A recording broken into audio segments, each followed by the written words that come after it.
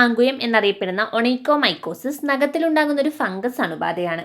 വെളുത്തതോ മഞ്ഞയോ നിറമുള്ളതായ നഖത്തിന്റെ നിറം മാറൽ, നഖത്തിൽ കട്ടി കൂടുതൽ, നഖത്തിന്റെ ബെഡിൽ നിന്ന് നഖം വേർപെടൽ എന്നിങ്ങനെ ലക്ഷണങ്ങൾ ഉൾപ്പെടാം. വിരൽ നഖങ്ങളെ ഇത് ബാധിച്ചേക്കാം, പക്ഷേ ഇത് കാൽവിരലുകളുടെ നഖങ്ങളിൽ ഉണ്ടാകാൻ സാധ്യത കൂടുതലാണ്. സങ്കീർണതകളിൽ താഴത്തെ കാലിലെ സെല്ലുലൈറ്റിസും ഉൾപ്പെടാം. ഡെർമറ്റോഫൈറ്റുകൾ, ഫ്യൂസേറിയം എന്നിവയുൾപ്പെടെ നിരവധി വ്യത്യസ്ത തരം ഫംഗസുകൾ ബാധിക്കാവുന്നതാണ്. ഒണൈക്കോമൈക്കോസിസിന് പല കാരണങ്ങളുമുണ്ട്. അത്ലറ്റിക് കാൽ, മറ്റ് നഖങ്ങളുടെ രോഗങ്ങൾ, ഈ അവസ്ഥയിലുള്ള ഒരാളുമായുള്ള സമ്പർക്കം, പെരിഫറൽ വാസ്കുലാർ രോഗം, രോഗപ്രതിരോധ ശേഷി മോശമാകൽ എന്നിവ അപകട ഘടകങ്ങളിൽ പെടുന്നു. രോഗനിർണയം സാധാരണയായി രൂപഭാവത്തെ അടിസ്ഥാനമാക്കി ആയിരിക്കും.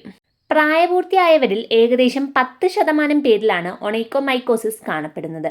പ്രായമായവരിൽ ഇത് കൂടുതലായി കാണപ്പെടുന്നു. സ്ത്രീകളെക്കാൾ പുരുഷന്മാരെയാണ് ഇത് കൂടുതൽ ബാധിക്കുന്നത്. നഖരോഗത്തിന് പകുതിയോളം ഒണൈക്കോമൈക്കോസിസിനെ പ്രതിനിധീകരിക്കുന്നു.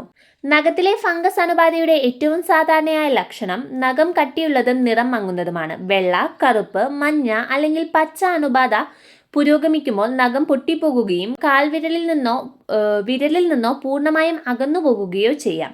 ചികിത്സിച്ചില്ലെങ്കിൽ നഖത്തിനടിയിലും ചുറ്റുമുള്ള ചർമ്മത്തിൽ വീക്കം സംഭവിക്കുകയും വേദനാജനകമാവുകയും ചെയ്യാം.